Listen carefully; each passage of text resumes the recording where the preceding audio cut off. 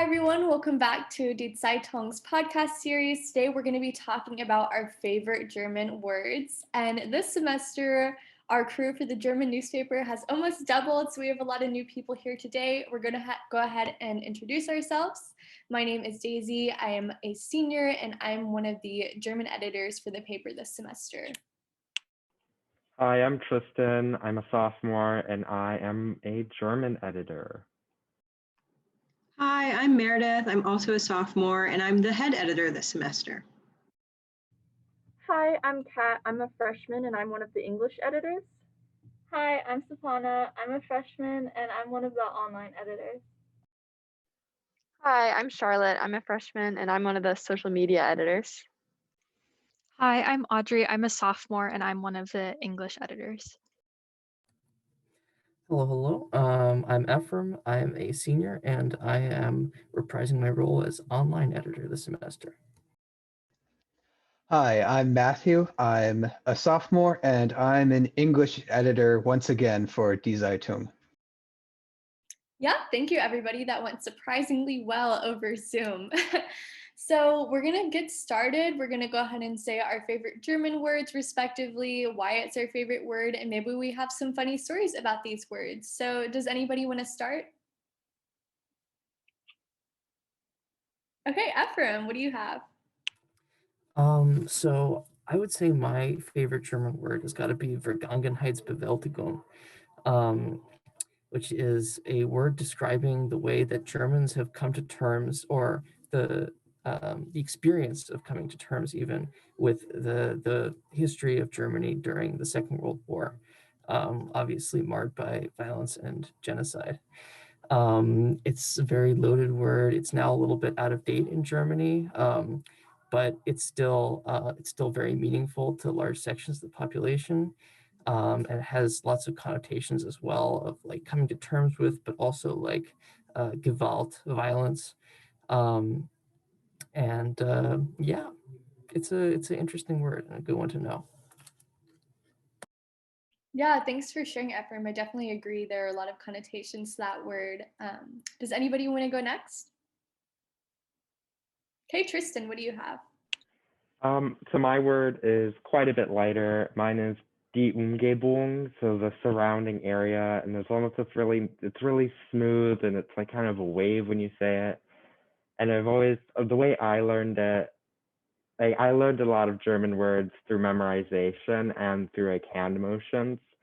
And so for this one, it's always like a hand motion of like spinning your hand around, like the surrounding area, die Umgebung. So it's just a fun word for myself. Yeah, I definitely agree. That's a fun word. And I do think it's interesting to think about language in regards to motion. Like when I'm explaining German to a lot of people, I explain like a lot of the endings go up, like Wasser. Yeah, does anybody want to go next? Kat and Sapano, we have two together. Cool, so I'll start. My favorite German word is not exactly a real word, but kind of, and it's Schultz, which comes from the little game that my German exchange student taught me, where if someone burps, the first person to say Schultz gets to punch their buddy on the arm. It's kind of like a funny little thing that's, from my knowledge, it's not entirely spread over Germany, but parts of the country, and it's kind of just a fun little thing. So my favorite word in German is Dudelsache, and that's bagpipes. And so the story behind how I learned this word was in like my German 1 class in like 8th grade. Someone was telling me about something like a keychain they had, and as soon as we walked in the door, our teacher yelled at us to speak only in German inside the classroom, right? And then and so he goes, how do you say mini bagpipes? So I just think it's funny, like a funny word, and it's fun to say. So Yeah, I love these words. They're so random. I can go ahead and say my word. I overuse it a lot when I'm in Germany or just when I'm speaking German, and that is Alter, which means dude, and I'll add it to everything, like Guten Tag, Alter. I think as a non-native German speaker, when I do learn like colloquial words, like dude, I overuse them to sound maybe a tiny bit more like a native speaker. So does anyone want to go next now? Charlotte, what do you have? So one of my favorite German words is Schmetterling, the German word for butterfly. I just think it's a cool word, and it's one of like the first words I learned when I first started taking German. My German teacher taught it to us. He was like, "Oh, this is such a cool German word, like how fun German is." So it's one of my favorite words I always think about. Yeah, I think Schmetterling is fun to say. Does anybody want to go next? Matthew, what word do you have? Yeah, my favorite German word is Backpfeifengesicht, which I learned actually in math class. My math teacher had a bunch of posters of words that cannot be directly translated into English, and Backpfeifengesicht best translates to a slappable face or a face in need of a fist. And I've never had to actually use it in German, but I just love the thought of the word. Yeah, I'm gonna need you to write that one down so I can remember it. Audrey, what word do you have? One of my favorite German words is Meerschweinchen.